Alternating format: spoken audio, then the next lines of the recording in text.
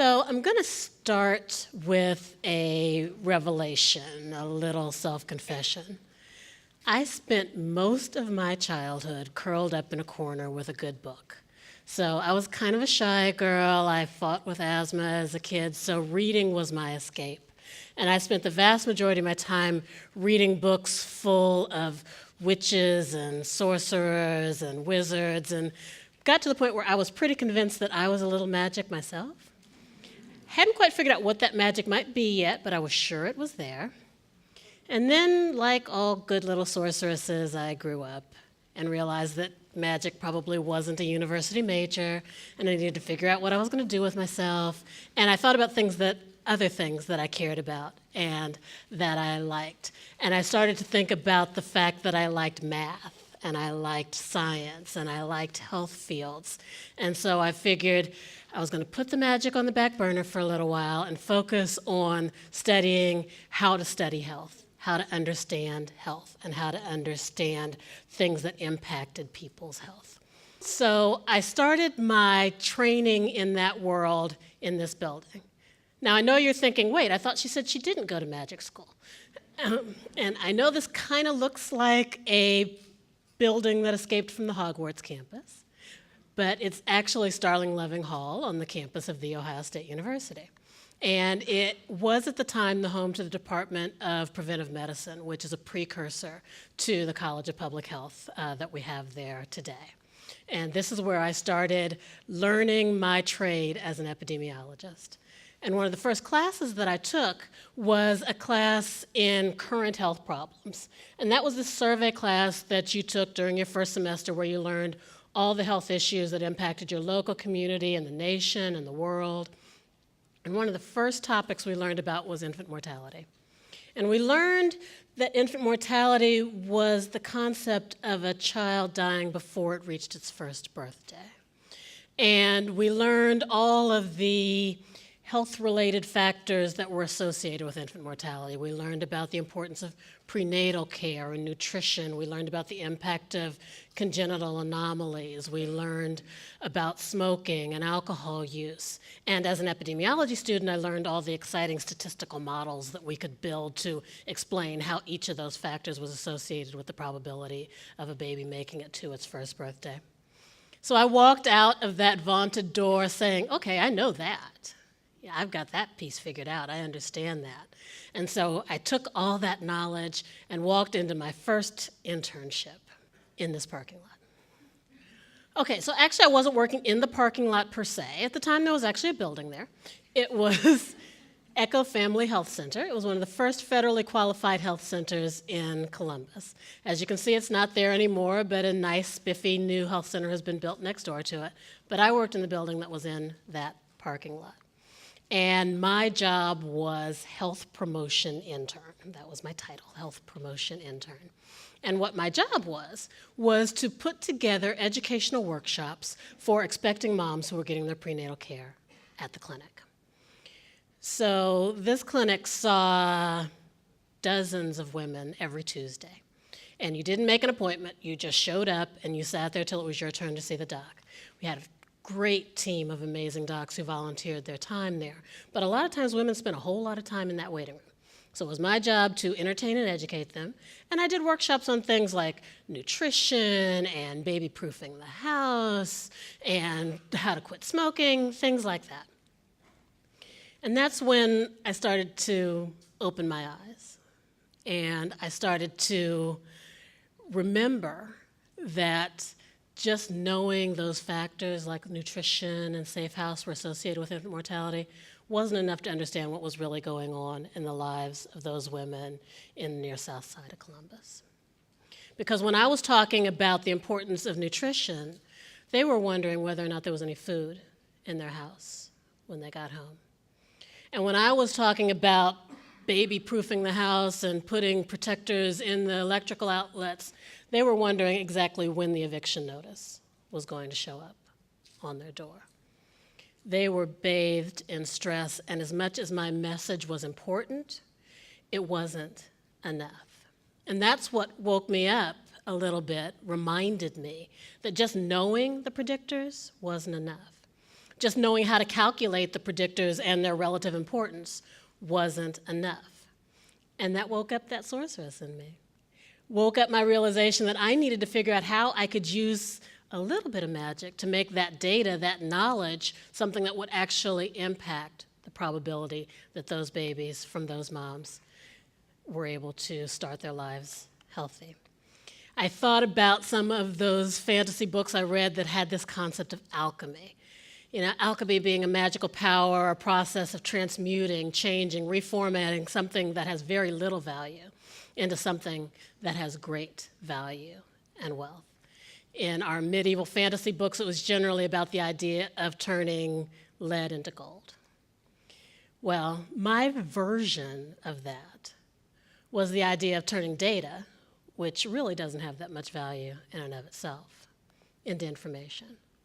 And turning that information into action, and ultimately turning that action into health.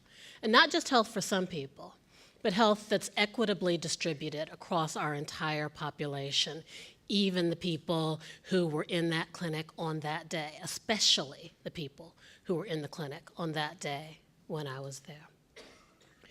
I wanted to be able to help people think about the fact that while we know that all those healthcare factors matter, having access to care, having timely care, that those are just part of the equation. Because in reality, those things exist in the context of women's lives. And women's lives are affected by pollution and by housing quality and by food insecurity and by violence and by racial discord. All of those things are impacting their lives on a daily basis in a way that outweighs or at least equals what's happening in their health care. So I had to figure out how we can take data, which is what I was trained to do, and magic, which is what I had as a little girl, and put those together to deliver a message that actually makes people think. Most of the time when we present data, we start off with something like this. The point of it is that in Ohio, 7.2, about 7 babies out of every 1,000 don't make it to their first birthday. In near South Columbus, where this hospital is located, where that parking lot that used to be a health clinic was located, it's more like 16 per 1,000.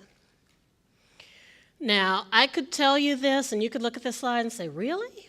That's a surprise. Or maybe just say, yeah, so this may not move anybody to think differently. And what I'm going to argue is that we need new ways of thinking about that data. Generally, when we try to make it come a little closer to home, we think about using methods that tug on heartstrings or methods that scare people a little bit. So when we take the heartstring approach, we may put up a picture of a cute baby and say, yes, just saying 7.2 out of 1,000 babies don't make it to their first birthday. Maybe I should say 1 out of every 130 cute little babies like this. Maybe that makes you feel something. And maybe if I tell you right here in this community, in the community that you walk through when you park your cars coming to work in the morning, that's more like 1 in every 163 babies. Maybe that touches you a little more. Maybe that makes you feel it a little more. Or maybe if you get a little stronger in your language and you say things like, you know, if the rate in near South Columbus was the rate in all of Ohio, we would lose 2,000 babies a year, more than 2,000 babies a year. And I could tell you that that is over 100 kindergarten classrooms. I could tell you that's over 250 youth soccer teams. I could tell you that if we let that go on for 10 years, that would fill up Nationwide Arena. Maybe that would make you mad. Maybe that would make you start thinking, what should I do to be part of this? Because maybe, just maybe, this might touch somebody who matters to me. So let's talk about what this change needs to actually look like. So we're back to this plain old boring slide. I've talked about how we communicate what the difference is, but what we really have to talk about is how do we make it change? We can talk about the difference till the cows come home, but it doesn't matter until we talk about how we make it change. So we start with the same old difference, and I tell you it's still 2 times higher. So let's say, what do we do to make a difference? Let's say we do really great interventions that have a 10% across the board improvement. Now you may say 10%, that doesn't sound like that much, but let's think about it. You know, what size jeans could you get back into if you lost 10% of your body weight? How nice a shopping spree could you go on if you got that 10% raise? When you think of it that way, you think, yeah, 10% isn't that bad a number. What does it look like if we get that kind of a change? Well, we bring down numbers to look something like this. So instead of a number closer to 7, we get to a number under 6. And instead of a number closer to 16, we get to a number closer to 14. But you know what happens? The difference is still 2 times. And I can show you the same 2 times in racial differences. I can show you, which is actually 3 times in Ohio data. I can show you this for a lot of conditions. It's still 2 times. What I'm saying is that even if we make meaningful difference across the board, we don't close the gap until we focus on it. Until we say, what are the things that we can do in specific populations that have specific needs? How do we invest in what we know works in those populations differentially so that we get a bigger impact? So let's say we do that and we get, say, a 30% improvement in our highest risk communities. We see the numbers come down to something like this. And now instead of 2 times higher, it's 1.5 times higher. Now we're making a difference. Now it's moving. Now you can feel the gap closing. Now, of course, that's still not enough, but it's good. But our goal is to get to here or better. And how do we do that? That's where the magic of data and communicating data in a way that changes action stops being enough. That's when we need, if any of you read these adventure books, there's always crews and teams of magicians and wizards that work together to solve these big problems. So now my little personal sorceress needs all of you to be part of the solution. Because to get there, we need real change. When I say real change, what I mean is that instead of just talking about nutrition education, we need to be asking moms, do you have food? We need to be asking, are you secure in your access to food tomorrow? We need to be linking them to resources that are going to help them make sure they have that food, not just today, not just tomorrow, but going forward. And we need to even be bigger than that and think about how are we ensuring that there are food available in the communities that they live? How do we make sure that they're not living in food deserts where there is no food even after we figure out that they need it? Those are the big changes we need to make. We need to not just be thinking about how we make their house safe for the baby, but we need to be thinking about how are we improving our housing in the community such that there is affordable, safe housing in safe communities. Those are the kinds of big, audacious changes that we need to be able to make a difference. So I'm going to close with this slide. These are 2 of my nephews. And they are adorable, and they are energetic, and they are brilliant, if I do say so myself. As an epidemiologist, I can tell you I can and have built models that predict outcomes for kids like them. The best thing about them is that they're alive, that they saw their first birthday. And the model that I would have built that could have defined their outcome based on their zip code or their race and ethnicity or their socioeconomic class, luckily, they are alive. It's my goal and my goal that I want to share with you to be able to get to a point where we can't build that model anymore with those variables, where children's probability of living to their first birthday and beyond isn't defined by who they are or where they live or what their parents do for a living, but instead they live in a fantasy world of health equity, where everyone has a fair opportunity to live a long and healthy life, supported by access to high-quality health care, housing, education, and social supports. Thank you.